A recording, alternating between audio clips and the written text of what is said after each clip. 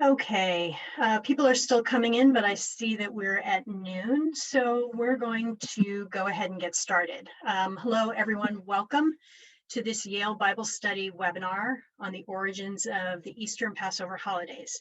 Before I introduce you to our presenters, a little background information for those of you who are new to us. The Yale Bible Study is a program of the Center for Continuing Education at Yale Divinity School, and I am the managing director of the center, Kelly Morrissey. The Yale Bible Study currently features 26 free Bible studies created by Yale Divinity School faculty, as well as other helpful resources like charts, maps, articles, sermons, and weekly lectionary readings to help you with your studies. These are all available on our website at yalebiblestudy.org. These resources are freely available to all. You don't need to register on our site or enroll to access the materials. Just go to the curriculum tab of any given study to get started. We do have a public discussion forum with about 1,500 members currently on the site. And if you do register, you'll be able to join those conversations, take notes in the studies, and track your progress. I'd like to tell you quickly about two other upcoming offerings. The first is the Yale Divinity School Summer Study Program, which will take place online this year from June 7th to the 11th.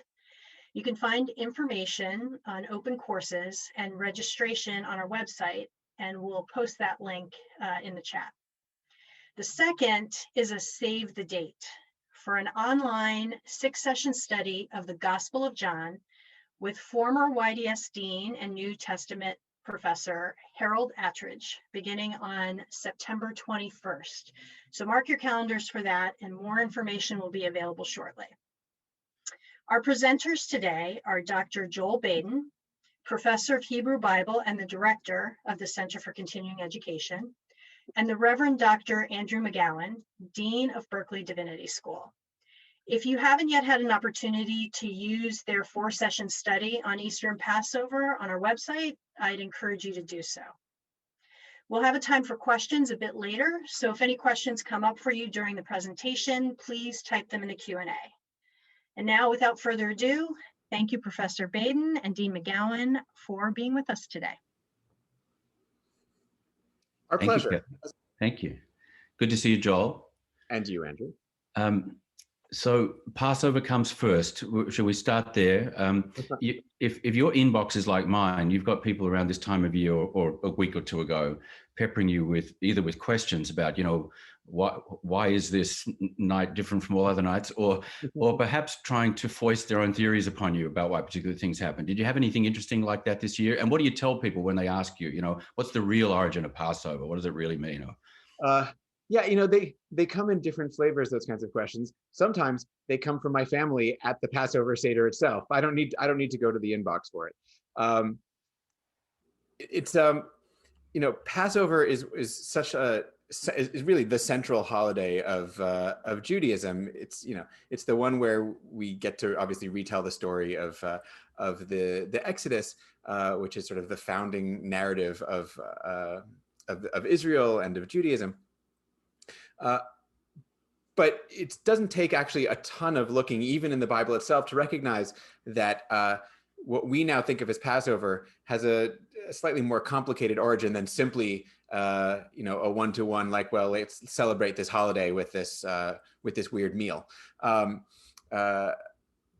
you turn to like the central text for the Passover ritual, which is in the book of Exodus, right when it's happening, it doesn't take very long to see that there seem to be actually two distinct things going on here. There's something called Passover or Pesach, which involves a sacrifice and is a one-night kind of event, and then there's a 7-day thing that comes after it that's called the Feast of Unleavened Bread.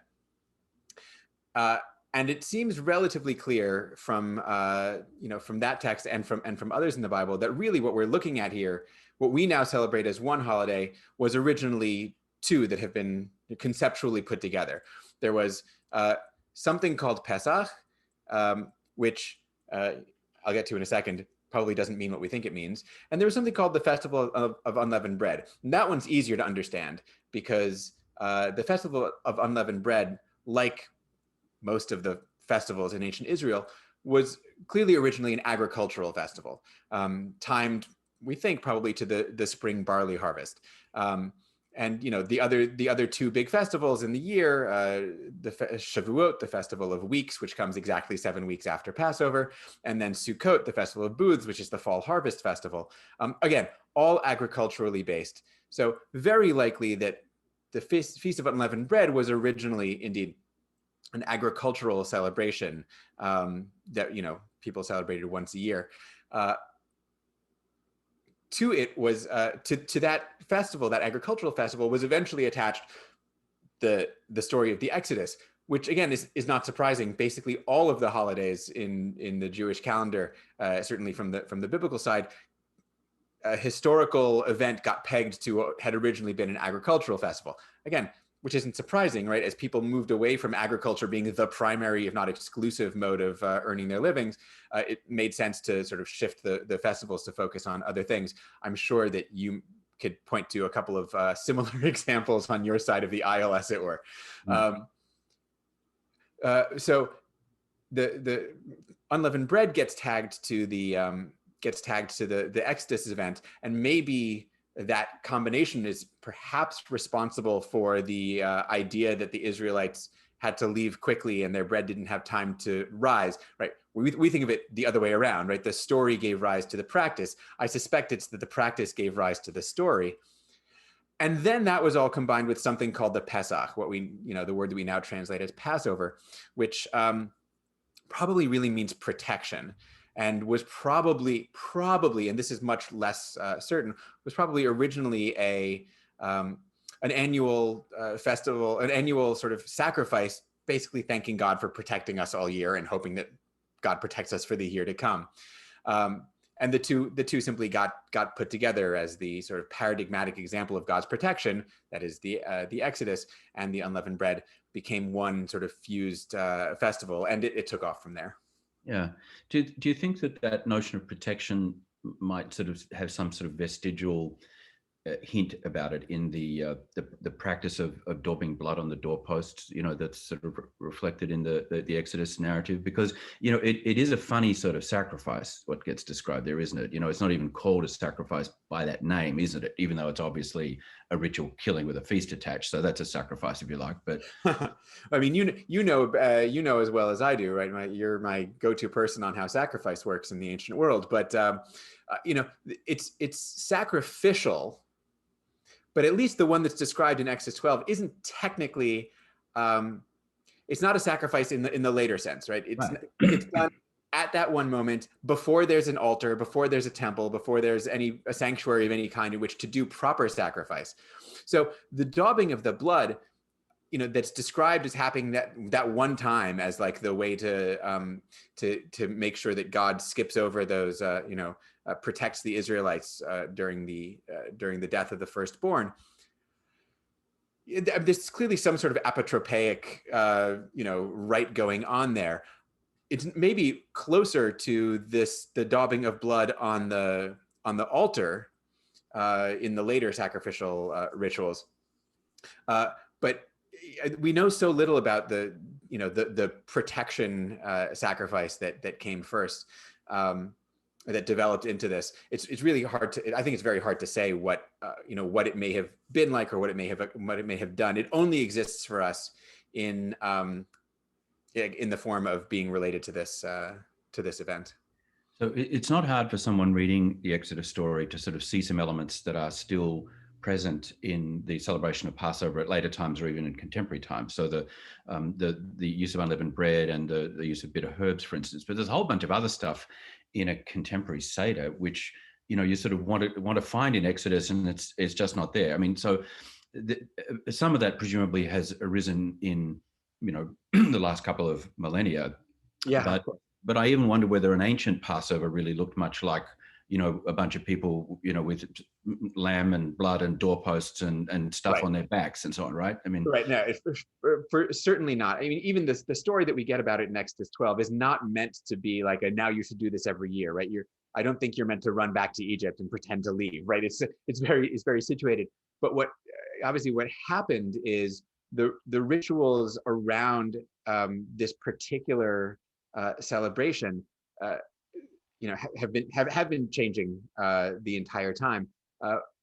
As what the celebration of the Passover feast or festival is mandated in the Bible, but involves mostly like, okay, you do the sacrifice on the first night at the temple, and then for 7 days you don't eat matzah. And again, right, that's obviously not anything that we do, in large part because the temple doesn't exist anymore. And right. The big moment in the development of basically all of Judaism was the destruction of the temple in 70 CE, at which point all of the rituals that were centered around sacrifice had to be reimagined. And Passover is the only one of them that was reimagined as a ritual meal in the home, in part because the biblical text already set that up for us conceptually, right? This is the kind of thing that they originally did at home. So then it became a question of, well, how do we replicate the experience of the sacrifice in this home meal? Well, okay, so the same things that were supposed to be eaten with the sacrificial meal, we're now going to eat: the matzah, the bitter herbs. But it became, as in a paradigmatic way, it became the holiday on which it was about telling the story. Right? We can't observe the Passover. What we can do is we can retell the story of the Passover, and in so doing, we can sort of fulfill the laws, the biblical laws, right, in the absence of a temple and of sacrifice. So, it became very much centered around the finding of the biblical verses that refer to this, and finding the biblical verses that command us to tell this story, right? The Passover, the Exodus, is the central narrative of the Hebrew Bible. So, there's lots of verses that say, right, tell your child, I do this because. And so it became about storytelling, and it became about sort of ritual meal, again, in a way that we don't really have at any other moment in Judaism. And with that, and it grew, right? It became scripted, right? What we call the Haggadah, right? The sort of the story, but it's really a script. From even by the end of the 2nd century CE, the basics of that script were already in place in the Mishnah, right? The original sort of code of Jewish law. And it's been developing gradually and incrementally ever since then. I don't think that the participants in a 3rd or 4th century CE Seder would be recognizable to ancient Israelites, right? I think what we do will probably be pretty recognizable for what they did 15, 16, 1700 years ago, right, with, some obvious changes. I mean, we now sing some songs that they didn't know about back, they didn't have back then, some of which were added in the Middle Ages, some even later than that. And of course, there are many contemporary Seder practices that have everything to do with contemporary symbolism and nothing at all to do with, either biblical or rabbinic origins of the thing. So no Maxwell House in the 4th or 5th century, right? Right. No Maxwell House Seder, no Maxwell House Haggadahs, no oranges on Seder plates. All sorts of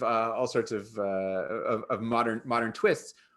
But it has remained relatively stable and recognizable in form, at least, since the destruction of the temple, when it changed to the form it has now. I would turn the question back to you in light of the occasional contemporary practice, occasionally, of sort of the Christian Seder, which I think is intended, for ill or for good, is intended to sort of replicate the kind of Passover that Jesus would have celebrated, right? I think, right, given what I just said, I don't know that Jesus would have been celebrating Passover the way that a modern Christian Seder does, which is to say, the contemporary Jewish way. Right.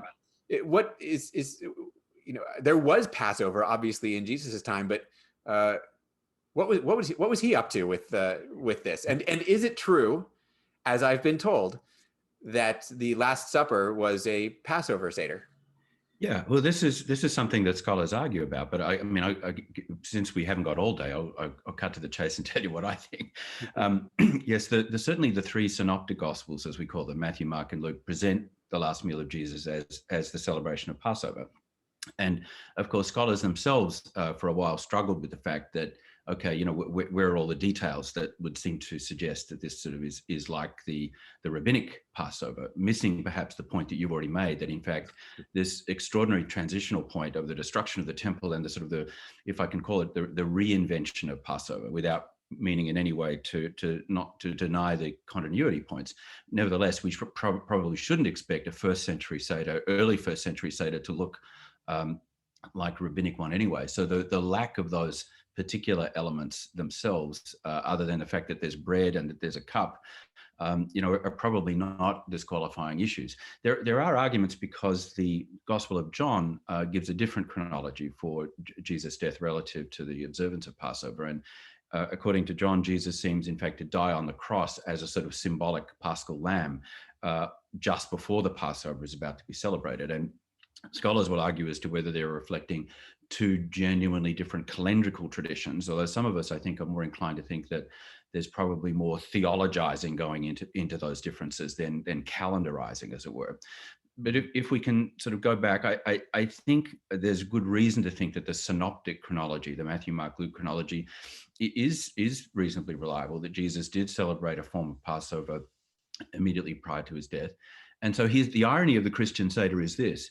Well, there's more than one, but one of the ironies of the Christian Seder is this, that Christians, of course, see the roots of their own ritual meal, the Eucharistic meal, in Jesus' example at this particular Last Supper. So in effect, you might say, well, of course there's a Christian Seder. It's the Eucharist, it's the Mass, it's the Holy Communion or whatever. And why Christians should think that they need to then go and borrow Jewish Seder practices is actually a bit of a disconnect in that regard. And you've already, of course, pointed to one of the other significant things that when Christians celebrate these Seders, they're actually constructing them on the basis of, medieval or even modern Jewish practice, as though everything that we understand from contemporary or later Judaism was already true of the Judaism of Jesus. But that's not giving Judaism enough credit for being a dynamic tradition, which had the capacity to develop, new ritual responses to changed circumstances. So those are sort of the two oddities for me, quite apart from the more theological or political elements of supersessionism. They're the two sort of historical oddities. One is that sort of Christianity has a quasi-Seder anyway, and the other is that the Seder that people want to copy is not really the Seder that Jesus would have celebrated in all likelihood. So talk to me a little bit about the relationship between Eucharist and Passover, or between the Seder. Is it just the symbolism of is it just John's connection of Jesus with being the sacrificial lamb, or is there more to it than that? I think it's really a tough one in a sense. The mystery is not why Christians celebrated a ritual meal as the central aspect of what they did, because in fact, it would be difficult to find any group in the ancient Mediterranean of the first or second centuries who were not celebrating ritual meals as the kind of essential social formation of their group identity. And in fact, we find evidence for some Christian communities who celebrated a meal that they would call the Eucharist. They use that kind of language because Eucharist, of course, means Thanksgiving, who celebrate meals like that, but who don't refer to the Last Supper and don't refer to Jesus' death as being essential. So I would rather see the Eucharistic connection as being this, that the Christian groups, however they formed, celebrated meals as the natural way for a religious association to actually gather together and to form and celebrate their common identity. And then they used a variety of stories about Jesus to interpret those stories. And of course, the Last Supper story is preeminent among them, I would say, because, perhaps both for historical and theological reasons, it was a well-known story, it was a powerful story. And the Last Supper story sort of won out over some other traditions and stories that are actually probably familiar to our participants. If you think, though, that of stories like Jesus miraculously replicating loaves and fishes in certain gospel stories, if you read those stories carefully, they actually are presented with the same sort of ritual structure as the stories of the Last Supper, where Jesus sort of takes bread, blesses it, breaks it, gives thanks. And there's clearly a kind of ritual formulary going on here. Now, whether that's primarily to do with the storytelling art of the evangelists, or, as I'm inclined to think, whether it also reflects a tendency for early Christians to think of the eating Jesus, as an example for them, whether or not he's at the Last Supper, that Jesus' sort of communal eating practice in general may have been seen as a model for early Christian practice. But then, of course, this Last Supper as the most dramatic meal, the meal most laden with significance, was, of course, bound to achieve a particular kind of prominence in the way they interpreted the meal. But just as you were saying about the Exodus story and the Seder, it's not as if it looks as if Christians said, okay, well, if we're doing this in memory of Jesus, then what we've got to do is exactly what these stories tell. Because Christians have never done that, as far as I could tell, except perhaps in some pious reinventions of the relatively modern period, where someone will open the Bible, and you kind of referred to versions of this yourself, when people say, well, something's gone wrong, like we've had a temple destroyed, or we've had a reformation, or something like that, and somebody says, let's go back to the book and let's try and reinvent it. But otherwise, the practice of Eucharistic meals themselves looks as if it's in conversation with those stories, rather than that it's being done purely as something which emerges, from them as the sort of fountain origin.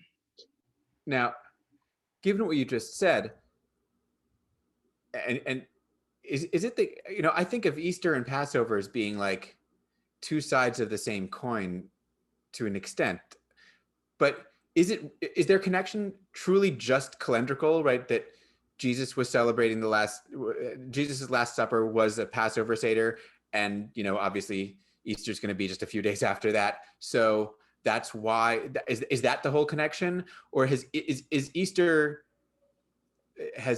been sort of conceived as a fulfillment of the Passover story? Is it because of the calendrical overlap? Is it probably both, right? Yeah. Because the Exodus story being so central to Judaism, it needed to be taken up somehow into Christianity as well, because Christianity obviously also started as a form of Judaism, as it were. Yeah. I think, as you say, when you put alternatives like that, the answer is usually yes. Yeah. And I think that it is worth noting that I don't think there's any reason to doubt that the origins of the Christian celebration of Easter lie in a kind of very early Christianization of Passover in some form. I mean, we do know that the Christians of the first few decades are predominantly Jewish in their origins and practices, and that many of them maintain various forms of observance. And so the question of celebrating Passover was there at the outset. It's not as if the Christians sort of beamed down from some other religious planet and decide what's our ritual going to be. They're actually people who got forms of Jewish holiday, forms of Jewish ritual and practice. And what they had to negotiate is instead, what do we do with all these people who've come along who weren't actually Jewish by origin? And how do we negotiate their presence in our community when we do things like holidays and so on? So I think that at the very earliest point, it's a kind of a Passover that they just keep celebrating. And then presumably the traditions about Jesus' own death and resurrection connected with Passover become a little bit my analogy to what I was saying about the meal. Those stories then become sort of dialogue partners for the practice of a Passover that in some contexts might have looked like other Passovers. But then there are a variety of stages of change and negotiation of that, as you were hinting at. I think that we certainly see, for instance, the earliest real controversy about Easter is, of course, in good Christian fashion, which date shall we celebrate it on? It's not the same controversy as some Christians may be aware of today between Eastern and Western Christians, but I suspect, because we certainly know this was happening in the 2nd century, that the earliest form of a Christian Easter was simply a kind of Christian interpreted Passover being celebrated on the 14th and 15th of the first spring month, as it were, just when Jews or other Jews, we might say, were celebrating it. But we get this tradition popping up quite early as well about the association of the first day of the week with the resurrection. And this is even part of the gospel stories in a couple of instances. And there are hints in the New Testament of people celebrating Sunday, not necessarily purely on an annual basis at Easter, but celebrating Sunday as a way of marking the week. And that, of course, had some relationship to a kind of competitive thing going on with the Jewish observance of Sabbath. So I think sometime in the 2nd century, we get this sort of aha moment when Christians with different practices realized that some of them have been celebrating an Easter, as we would call it, but a Pascha, which for them is really still just a Christianized Passover. Some of them have been celebrating that just when other Jews have been celebrating Passover. But others have realized that they've been doing it on Sunday because they had this strong association between Sunday and the idea of resurrection. And so one of the first great controversies, in fact, in Christian history is the so-called Quartodeciman controversy, meaning the 14th controversy, because the dominant view, which is familiar to most of us, that Easter should be celebrated on the Sunday after the events are understood to be commemorated, that actually became the dominant mode. But that was by no means clear, say, in the year 150 or something like that. And there were, as is often the case with things that get labeled as heresy, the people who were celebrating Easter on Passover itself may well have thought, and may well have been right, that they were simply maintaining the old time religion. But whether or not the Sunday principle, the Sunday observance of Easter, was a secondary development, or whether it was another tradition that was just as old as celebrating on the day of Passover itself, is lost to us because of the lack of evidence.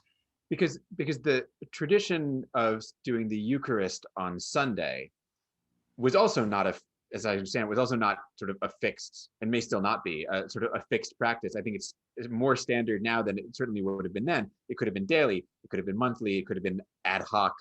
And it might originally have meant Saturday night, for instance, because of the sort of curious stuff that is present in both traditions about when did days begin and end anyway, So I think, especially when, of course, bear in mind that the Eucharist we're talking about, I think, through the first 2 centuries of the Common Era, is overwhelmingly going to be an actual substantial meal, and therefore much less likely to be in the morning. And so it's really which night are people celebrating it. It's only really by the time we get to, say, around the year 200 that we have evidence of people receiving the Eucharistic food early in the morning as a way of breaking their fast, believing that it was the better thing to do to have a small amount in the morning rather than to eat the whole meal the night before.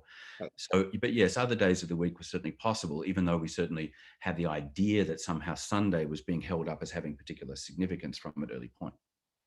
And one last thing is, it's my recollection, and you may have mentioned this already, it's my recollection that there was also some controversy over whether, there's still some practice, right? The Easter Vigil still takes on the night before kind of feeling, right? Like that I think again has to do with when does the day start, and what are we replicating from Jewish practice, right? The night of vigil that's mentioned in the Hebrew Bible with regard to the Passover event.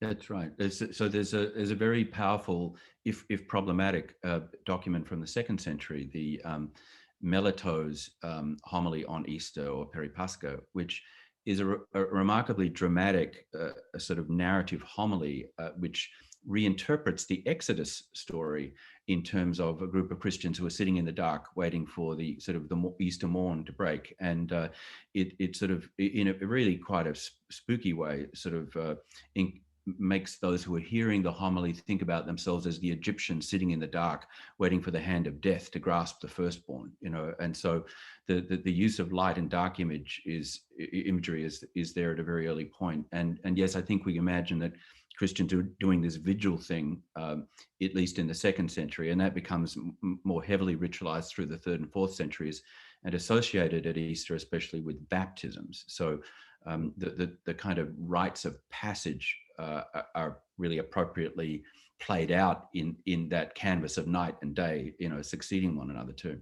Yeah. So just to close up the section before we get to questions, it seems to me that one of the things that's happened as a result of the varying kinds of calendars that Judaism and Christianity use, obviously Easter sits where it sits, every year, and Passover sort of moves around it, leaving the impression to an extent that they are that they happen to be at the same time. And of course, the practices are so complete. You wouldn't, if they were at different times of the year now, you would never think that they were representing the same thing. Right. But as it turns out, right, there's all of this underlying sort of connective tissue that explains how Easter developed as out of Passover, and how both of them are developing in their separate tracks within the sort of cultural contexts of their various sort of faith bases. I think it's a fascinating thing to be able to look at these two things and say, I can sort of see how we got to this on this date from this other thing. But you have to know the background in order to really make sense of it, and to understand why any of us is doing any of these things, I think. That's right, and there are these moments in history where the sort of the exchange and the competition sort of heats up again a little bit. Like, for instance, some participants will know that the Eucharistic bread in the Eastern Orthodox Church is leavened bread, but in the Western Roman Catholic Church, it's typically unleavened bread. As far as we know, no one cared too much about this for the first few hundred years of Christianity, but it really became an issue in a big way in the 10th and 11th centuries, when the Western Church decided that it was really, really important for it to be exactly what Jesus would have done at Passover. So the unleavened bread thing, which is obviously one of the symbolic connections with Passover, only exists in parts of Christianity that had a particular theological moment at which they decided that connection was really important to make. They were doing it. You would probably know if I say it's the 11th century West. They were doing it in a not especially creative or helpful way as far as relationships between Christians and Jews were concerned, but rather as often as a way of sort of trying to claim a particular kind of religious heritage and story in an exclusive way. But these processes of competition sometimes end up giving rise to similarities of ritual practice that don't actually go back to the original common roots, but rather to ongoing relationships and dialogue. And that brings us, I think, back to that sort of Christian Seder idea that while neither of us seems to be wildly enthusiastic about it, it's nonetheless interesting from a sort of sociological point of view or a historical point of view, because it's another one of those versions of competition and borrowing going on at a later point, even if there's a fantasy about it reflecting a historical commonality, which is not true. Right. Great. I feel like we've done our duty in chatting for a while, and Kelly, happy to open this up to whatever questions have come in the meantime, and if we need to talk more, we can. Sure. There are a couple questions in no particular order. I'm going to ask you one that just kind of connects to what you were just talking about. You talked about these Christian Seders, and one of the questions that came in was, there seems to kind of be a current movement behind Christian Seders. Do you have any thought about why that's happening at this time? You want to have a go at that, or shall I? From the Christian, they're your people, Andrew. My people is doing this all wrong.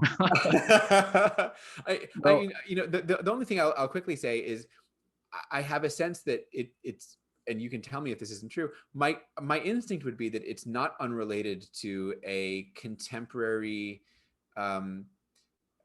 push to get back as far as possible towards like the Bible as the definitive like source of both orthodoxy and orthopraxy, right? Like what we should do what it says to do in the Bible as close as we can, and that includes sort of an imitatio Jesus, kind of thing, imitatio Christi. But that's my instinct. Andrew, you can, I'm sure, say more better. I think that's true. I don't think either of us would question the sincerity or good intentions of people, most of the people doing these things. And so yes, I think that's right. Sort of to find a common biblical origin for these practices, even if there's a certain amount of fantasy involved in what that supposed biblical origin is. That's one element. I think there's also, Christianity has this deep and problematic heritage around its appropriation of Judaism, its supersessionist actions. And here's the irony, that this is clearly at one level, at least, an attempt at a sort of philo-Semitic practice, But as with some other forms of philo-Semitic practice, there's a very thin membrane between philo-Semitic and anti-Semitic sort of things. The Christian who wants to say, I find Judaism and its tradition so meaningful, and now I want them all, is not necessarily being completely reflective about what dues Christianity has to pay towards its tendency to say exactly that sort of stuff in the past, like my 11th century Western Catholic Christians sort of deciding that unleavened bread was for them, thank you very much, and Jews weren't really entitled to it. So I think that there's a 20th century phenomenon here, and I say 20th century deliberately, even though we're in the 21st now, if I remember how to count time, because I think it's not unrelated, for instance, to that sort of great evangelical discovery of Zionism in the mid-20th century and Billy Graham's advocacy of the restoration of the state of Israel as a sort of a sign of the end times. And even though many people celebrating Christian status wouldn't know what we were talking about in regard to that particular phenomenon, I don't think there's any doubt that there was this great upsurge of interest in evangelical Christianity in Judaism through the second half of the 20th century. And there was more in the sort of mainline that I represent, but in a different mode. In that, I think the rise of various forms of historical scholarship and of biblical scholarship led Christians to understand that, in fact, yes, there actually really were things they needed to learn from Jewish scholars, Jewish tradition, and Jewish scripture.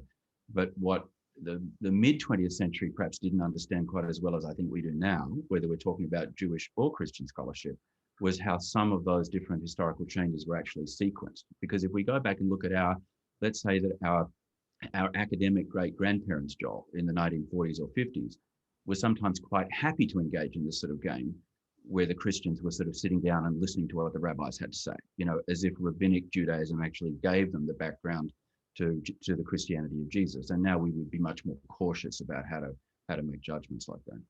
Yeah, that's a funny phenomenon because that one recurs, right? The Christian interest in Judaism as a source of knowledge to be, and it does. It can come across as, a very honorable sort of like, the best of intentions, but it also sort of has a like, a sucking the, sucking the good stuff out of and leaving the husk behind. Like, let us take the knowledge that you have and we'll use it for our own purposes. I think it has some parallels with some of the critiques that Edward Said makes about the way in which Orientalism worked in the 19th and 20th centuries, that the exoticization of Judaism on the part of Christians. Sure, and also the implicit, I don't know if there's a word for it, but like the ancientization, right? That that both Judaism has essentially, and this is why a Christian Seder sort of makes sense as a thing, right? Because Judaism has essentially been stagnant for the last 2,000 years. I couldn't possibly have had a new idea in that. And what happens even more of the case, and this is a much more common phenomenon that I think is related but not exactly the same, is the equating of the religion that's represented in the Hebrew Bible, right? The religion of ancient Israel, also with Judaism, right? Like it's all Judaism all the way back, which is to say Judaism is relegated to the older. It's all part and parcel of it.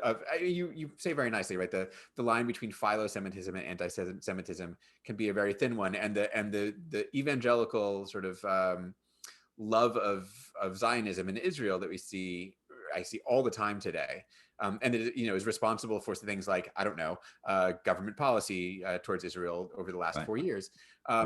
Is a great example because we love Israel, we can't wait for the eschaton when all of the Jews are destroyed. Like that's and those two things happen in the same breath, right? Around about the same place, right? They will be and anyway, so it's an interesting phenomenon. Okay, Kelly, I think we did that one to death. What else we got? Great. So just a quick follow-up on that. So these practices, you would say, are sort of an attempt to establish legitimacy through an unbroken lineage? Yes, and sometimes by creating that lineage retrospectively. I think that's true in both our traditions, isn't it? With regard to, I could say that about Eucharist, I could say it about Easter, and I think you could say it about Passover, which has a few points of radical disruption in its history, doesn't it? And yet, whose meaning nevertheless depends on the emphasis upon the points of continuity, which exist, of course, are real. But we don't necessarily want to. We don't have a question at the Seder about why did Josiah reinstitute the Passover? Right. Yeah, I think what Andrew said is absolutely the case, right? There's constantly change going on that is external to external to internal faith issues, and often is pushed from outside forces. Right, Judaism exists now as it does because of the Roman decision to destroy the temple, and the complete reinvention of all the practices as a result of that. And at that point, it became absolutely okay. So we're going to do this now. How are we going to make sure that what we're doing now can be understood as part of the same continuous sort of chain? And the Passover Seder, for what it's worth, combines both the destruction of the temple and what are we going to do now with the Greco-Roman sort of fancy ritual meal that was so you can see all of it's both the influence of contemporary cultural trends and then the constant need to tie it back. And Christianity writ large, I think, falls into that category, like something totally new, but it has to be tied. If you can't tie something back, it simply doesn't gain traction.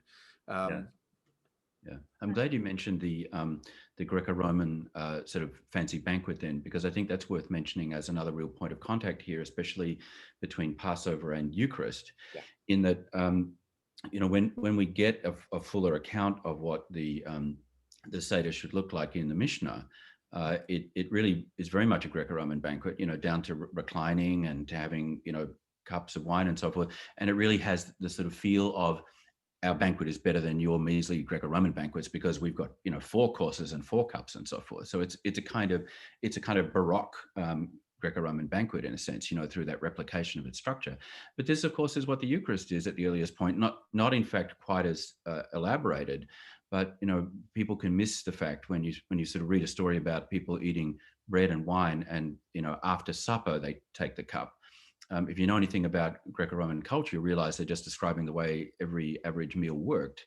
And the other thing that perhaps is easy to miss is that the average Westerner might think that bread and wine would be, the dinner roll on the side and, something you have, a glass of wine on a fancy occasion. Whereas in fact, bread and wine are 2 of the staple elements of the ordinary diet of common people in the 1st, 2nd centuries.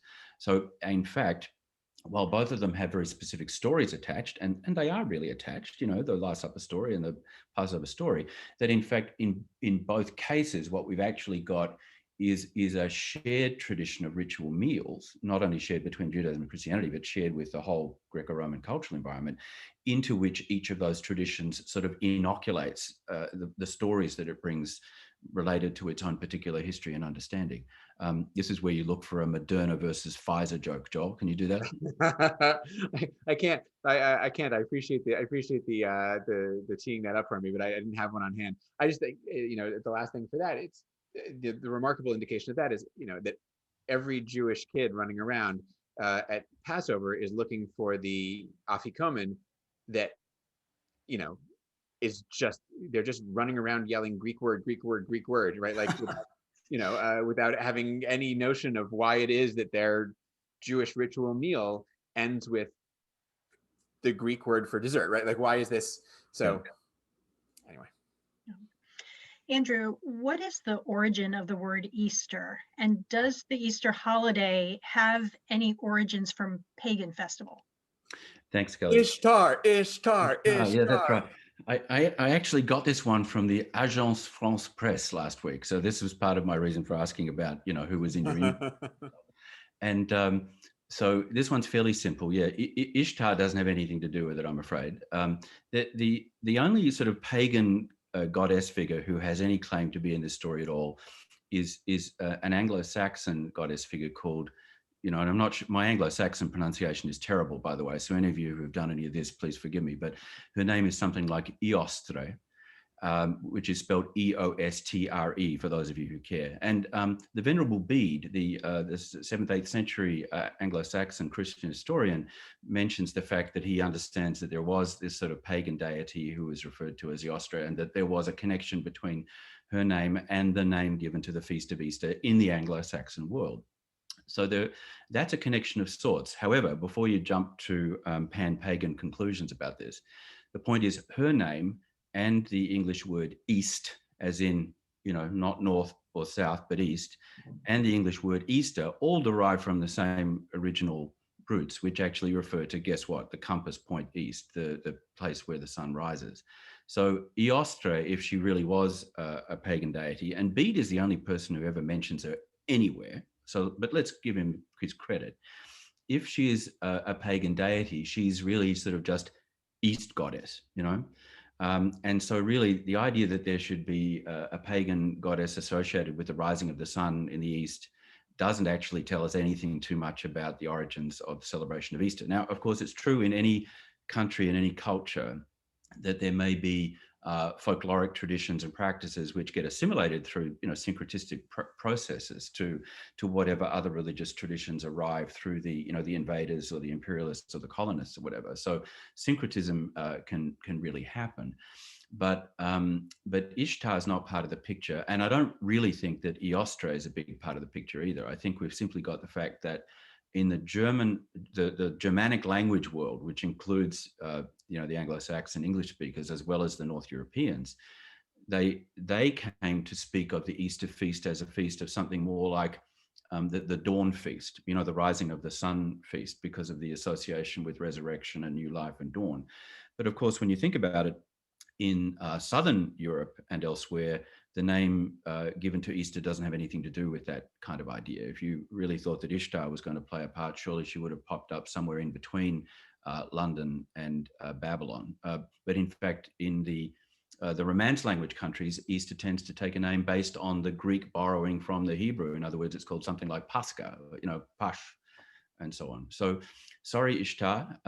Eostre only gets an honourable mention in the footnote. And in this particular case, if we looked for pagan associations, now this of course, is a loaded word. But Joel, part of what's more interesting to me about this stuff is how you might say that the Feast of Unleavened Bread is based upon the same sorts of cycles that people talk about. So funny.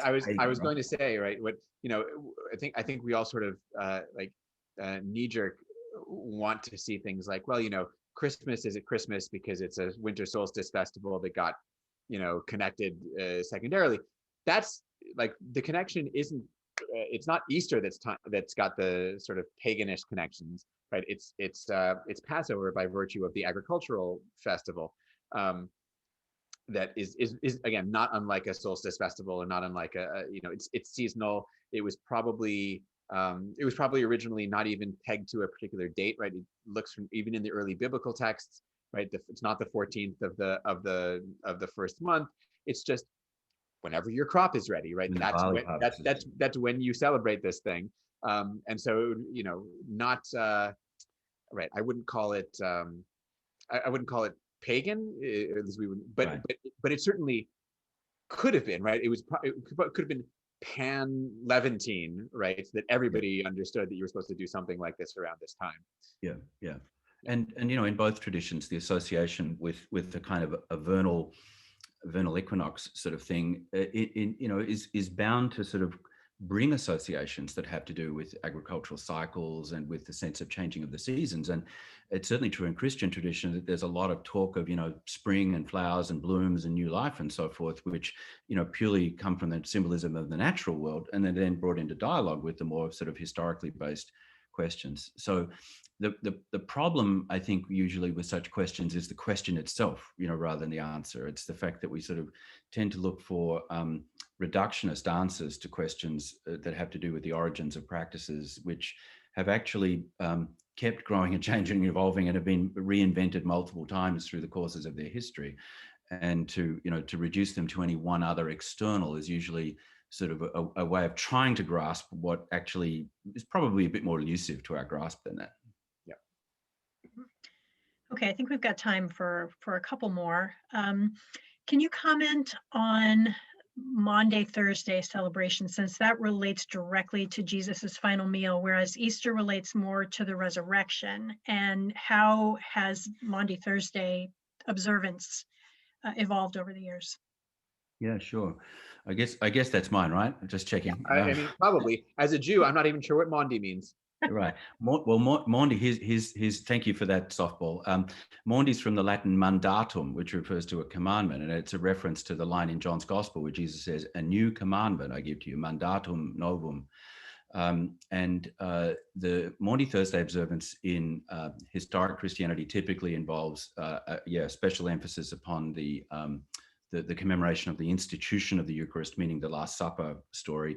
And then in some quarters also forms of foot washing, ritual foot washing associated with the story that happens in John's Gospel, because as some participants will recall, John's Gospel has this foot washing story at Jesus' last significant meal, but his last significant meal isn't the Passover. And so we don't get the story about him taking bread and so forth. Originally, I think what Christians were doing, they didn't have these sort of separate days, Maundy Thursday, Good Friday, Holy Saturday, and so forth. I think originally they just have, this Christianized Passover that we were talking about 20 minutes ago, where they have maybe a vigil, which leads into the celebration of the festival itself, whether that's understood to be on the day that Passover is celebrated by the lunar calendar, or whether it's on the Sunday.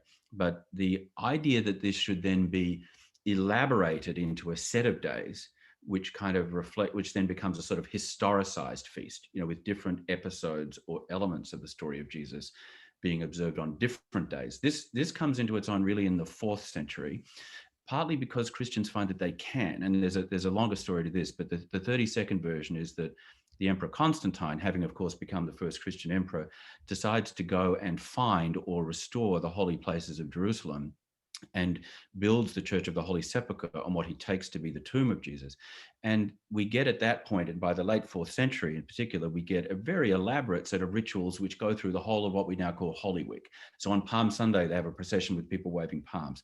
On Thursday, they have, a commemoration of the Last Supper. On Friday, they go and they kiss the cross because they believe they've actually found the actual wood of the cross, and they venerate it. And on Saturday night, they have a vigil, and Sunday. And that's basically the structure or the grammar of the Holy Week rituals as they continued ever since in Orthodox and Catholic Christianity. So the idea of celebrating the Thursday as a specific separate feast really only comes about as part of this process of trying to tell the story in an extended way across a series of days rather than just telling it all on one day, because the agenda gets a bit crowded. So that's really where the most exciting part comes, I guess, is that 4th century development of these different days for different parts of the story broken up. And then, of course, in the Middle Ages, it gets further elaborated. So some of the ceremonies that Catholic or Episcopalian or other more liturgically minded Christians will be familiar with have come to us in forms that were more elaborated in the High Middle Ages as well. In light of evolving traditions, how do you feel about the contemporary shortened versions of the first Seder?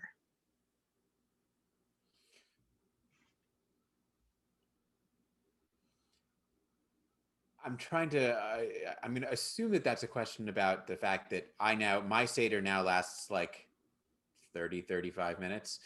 Whereas my, the 2 generations ago, it would have been, 5 hours long. And I think that, I think this is not unique to Seders or to Judaism, right? There's a certain it's not even a reduced attention span. It's just a different sort of literacy that's going on in certain sects and denominations of Judaism, where the purpose of the Seder is to tell a story and to understand. Spending 3 or 4 hours reading all of the, every Hebrew word of the traditional Haggadah that is not comprehensible either in the Hebrew or even in English translation as really storytelling, right? Traditional rabbinic texts are not of the genre that we currently, think of as narrative or story. And so if we don't really have the literacy to read those particularly well, we're not really accomplishing the functional goal of the Seder, which is telling the story and recollecting the events of the Exodus. If that's achievable, right, through a reduction of sort of text, but maybe an expansion of even less formulaic discussion, And again, I can speak to, my own experiences with Seders, which are not particularly long, but do involve, mostly my father asking me questions about things that I learned in grad school, or, things I've said since, or my grandmother, famously to me saying at one point, in response to me saying that we didn't have any really good evidence for the Exodus archaeologically, her response during a Seder was something like, well, maybe we just need to keep looking. So like, okay. But like that in a sense is doing more towards the representing the intention of the meal than I think the sort of rote recitation. But of course, that's the kind of thing that a non-Orthodox Jew might say. And I'm sure there will be those who disagree with me. But again, it's all part of the same kind of process, right? The Passover, the multiple kinds of Passovers we have now is not different from multiple kinds of Passovers that have probably existed all throughout, right? Just because we don't know, and this is true of Easters and Eucharists, right? Just because we only may have, textual evidence for some, but that's probably more a result of sort of preservation of things in writing than it is about what's been going on historically. I don't think we could probably point to any moment in history, whether from biblical period to the present, where every single person celebrated Passover exactly the same way, even within ancient Israel, and the same thing would be true for the Christian equivalents.